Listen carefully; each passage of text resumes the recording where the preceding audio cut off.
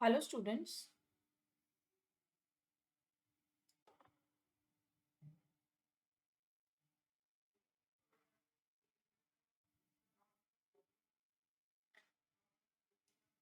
Hello students. The question is the linkage map of X chromosome of fruit fly has 66 units with yellow body gene that is capital Y at one end and bobbed hair that is small b gene at other end.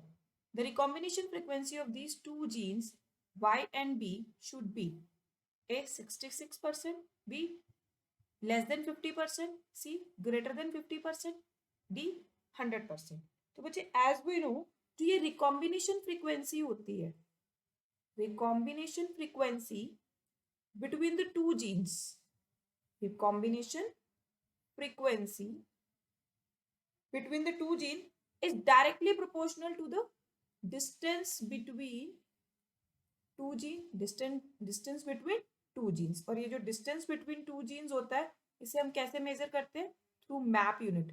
Jeans are we know map unit से measure करते हैं and we know genes क्या है? Genes are arranged in linear fashion. DNA में genes क्या है? Linear manner में, linear fashion में अरेंज है and the distance between the two genes is measured by map unit और ऑल्सो द सेंटीमॉर्गन से हम इसे मेजर करते हैं. और जितना ज्यादा डिस्टेंस होगा रिकॉम्बिनेशन फ्रीक्वेंसी उतनी ज्यादा होगी. 1% रिकॉम्बिनेशन फ्रीक्वेंसी आती है, 1% recombination frequency for one map unit.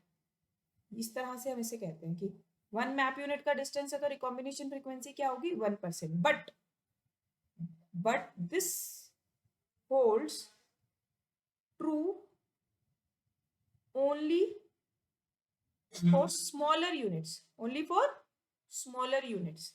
Larger units पे ये फॉलो नहीं होता है because if the value is more 66 units है तो वहां पे मल्टीपल क्रॉसओवर्स, मल्टीपल रिकॉम्बिनेशन होने के चांसेस हो जाते हैं, डबल और ट्रिपल क्रॉसओवर होने के चांसेस हो जाते हैं. एंड इस कंडीशन में हम क्या कहते हैं कि जो हमारा क्रॉसओवर है, जो रिकॉम्बिनेशन फ्रीक्वेंसी है वो क्या रहेगी? It is always greater than 50%. Exactly हम वहां का क्या नहीं बताएंगे, हम क्या कहेंगे? It is always greater than 50%.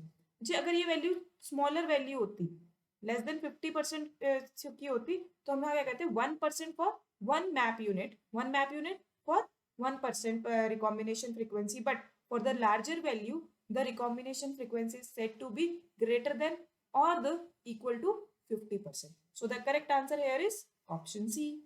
Thank you.